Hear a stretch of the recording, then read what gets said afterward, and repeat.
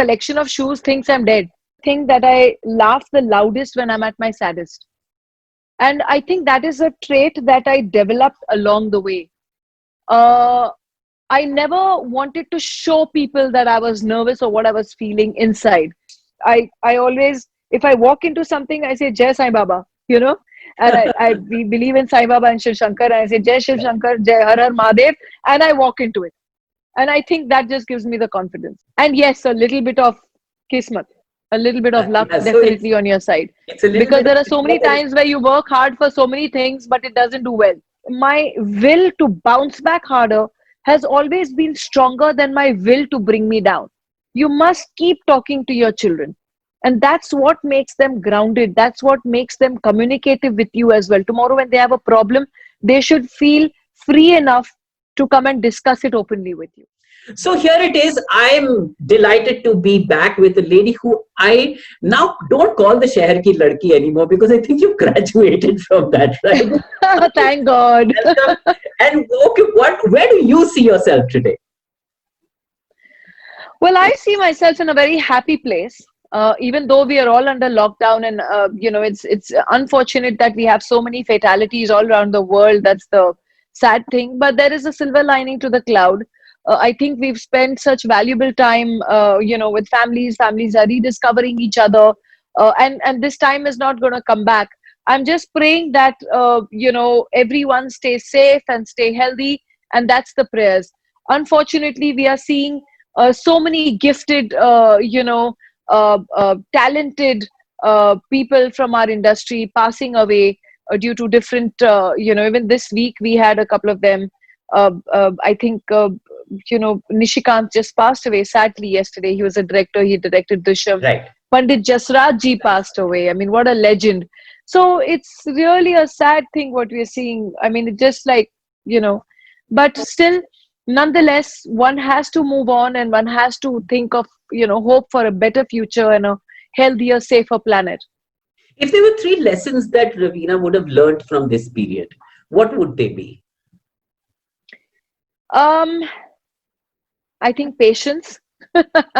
Very I important am for generally a everybody. very impatient person. I think patience is something that this entire thing has taught us.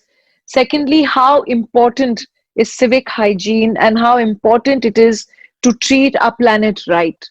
I think this is something that a planet is doing on its own. It's just started cleansing it. It said, okay, you humans aren't stopping the pollution. You humans are not stopping from heading out, not using cycles instead of cars.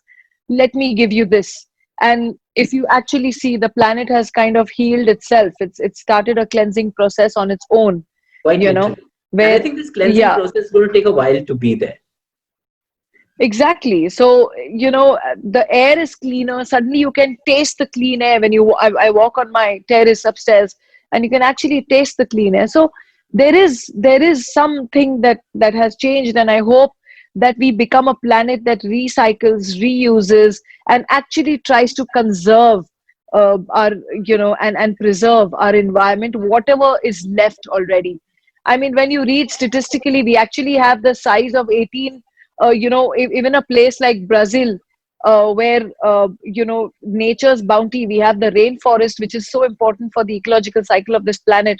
Every day, there are nearly 18, literally to the size of 18 football fields of acres being just completely deforested. Yeah. And we are still not learning. We're still not learning. So What I is hope what there is is some what is the learning personal that learning happens. for Ravina, for somebody like you, yeah, who's blessed to be in a certain situation? What are the learnings for you personally from this? So what have you Like I put in said, place yes. for something like this? What are the steps that Ravina has put in place for herself? Well, I've become much more, what to say, dedicated would not be the word, but more organized as far as my life is concerned. I'm not all over the place. Now everything is a little methodical. My workout is on time, my eating is on time, our entire system is set up on time. And like I said, I learned patience.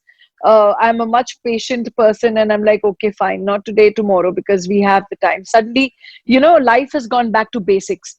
And these are the three biggest takeaways for me personally. Life is going back to basics. Very, very Like true. I was telling someone that day, my whole collection of shoes thinks I'm dead. Yeah, my Because purse thinks I've I'm only dead. worn one pair of chappals in the past 4 months. Very true. So My my purse. shoes must I be was like, looking at it the other what? day. Where the heck is she? Very, very true. I picked up my purse the other day and I was thinking, the money that I left in it on the 24th of March, it's still in that purse. It's not moved because I've not had the occasion to Exactly. go out and use it. Exactly. That's certainly something that is okay. Now, Yeah. rewinding a little bit to Ravina and her career and where it's come. You're doing a fantastic job. You're in KGF 2. Films are still happening. But how did okay, how does and you're known as somebody who's extremely confident of whatever is happening around, right? So where did confidence come from? Is it something that you were born with, or is it something that you kind of built up along the way? I think there were things which, if you read my earlier interviews, Denzel, you've been around with us for a very, very long time. If you read my 90s interviews, I always said a thing that I laugh the loudest when I'm at my saddest. And I think that is a trait that I developed along the way. Uh, I never wanted to show people that I was nervous or what I was feeling inside. So I would always put out this air of confidence. And I remember once I was on a stage. We were doing a concert, and there was my friend Kareem Morani, and I told Kareem, I said, Kareem, I'm damn nervous here today. I've got butterflies in my stomach. And he said, are you crazy? You the super confident person. What are you talking about? Don't talk nonsense. So people never believed me when I told them, listen, I think I've got butterflies in my stomach and I'm very, very nervous. So, but there are times when I have been nervous, when I'm like, oh my God, but and the result has been disastrous. I remember a time where I was a little unwell, and someone had a doctor had prescribed me a medication which hadn't suited me, and I was going for an event. I was not in a state of mind to do so, and that was the first time. This is how I've always overcome. I'm just telling you the small incident. And the topic was, it was a fashion show for breast cancer, and they wanted me to walk the last round. So I said, okay, fine, even if I'm not well, I'll go. I was not prepared that they expected me to give a speech. So I was completely unprepared. And I did not know which foundation this was or whatever, but I was really unwell, and I still went. Okay, I Right. went, I did the last walk, and suddenly they said, ma'am, we can't let you go. Please tell us what you feel about. And I was blank.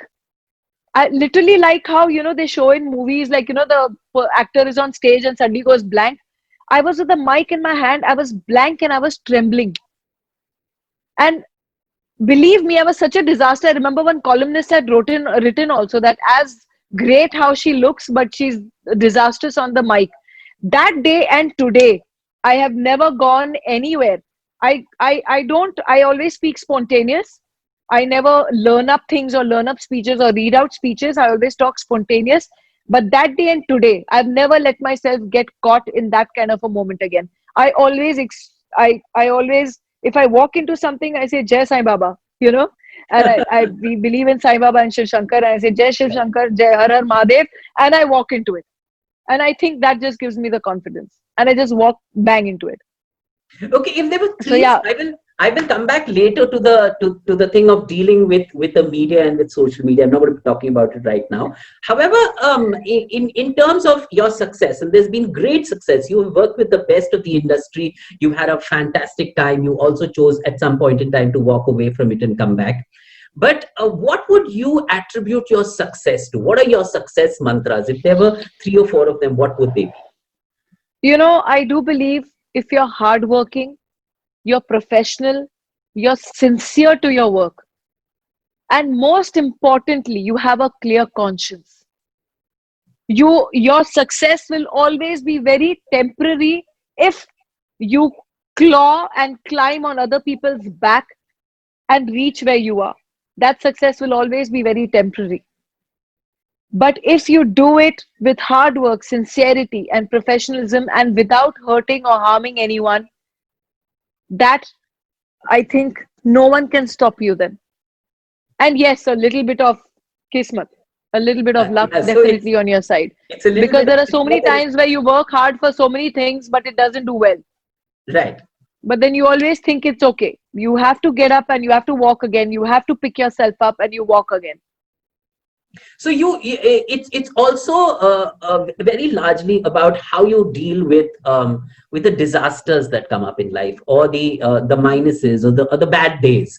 What is your formula for working at the bad day? Do you say, okay, I'm going to pick myself up and walk? It's very easy to say that, right?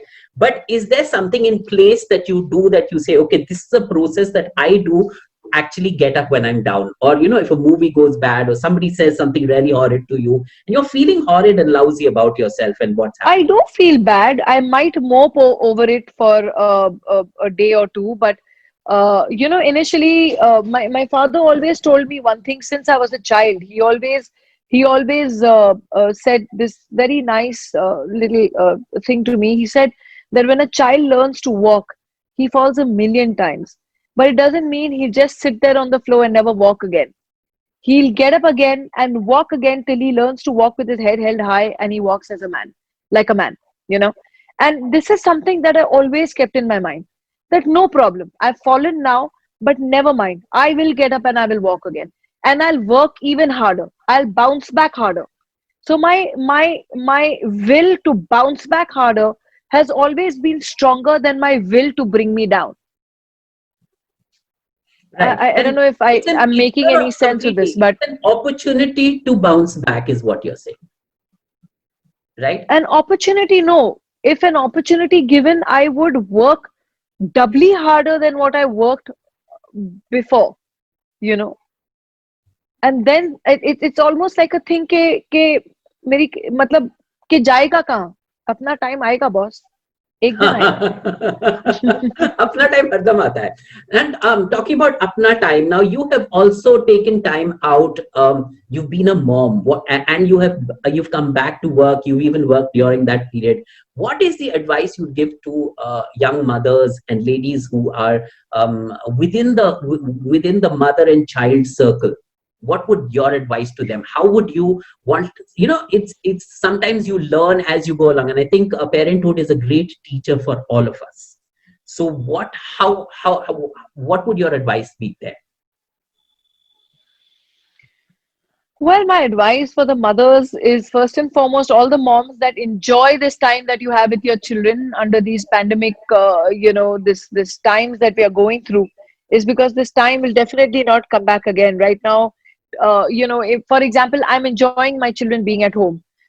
Their school is virtual school, so I'm enjoying the fact that they're down and they're coming up for lunch, and I'm, getting ready to sit and have lunch with them and getting things done for them. We are playing Pictionary and everything at night. Otherwise, children are always so busy. They're in school, then they're in classes, they're running around, going here, going there, and never time for us. And so it's in a way a boon, the kind of time that we're getting to spend with our children. But yes, we also need to prepare our children for eventualities. We need to definitely talk to them. I feel communication with your child is prime important. If there is no communication, your children tend to drift away from you. So you need to communicate with your children. The same thing, instead of shouting and yelling, can be said. Sit a child down and talk to him one to one. Children are very, very. They don't treat them like, they're so small they won't understand. No, they understand everything. They absorb everything. So I've always treated my children as probably as adults. It's not that I've taken their childhood away, but I've never spoken to them only, only built a,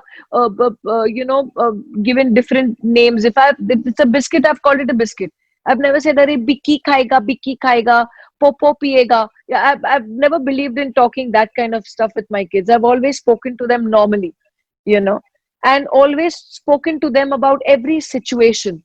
You must keep talking to your children, and that's what makes them grounded. That's what makes them communicative with you as well. Tomorrow when they have a problem, they should feel free enough to come and discuss it openly with you.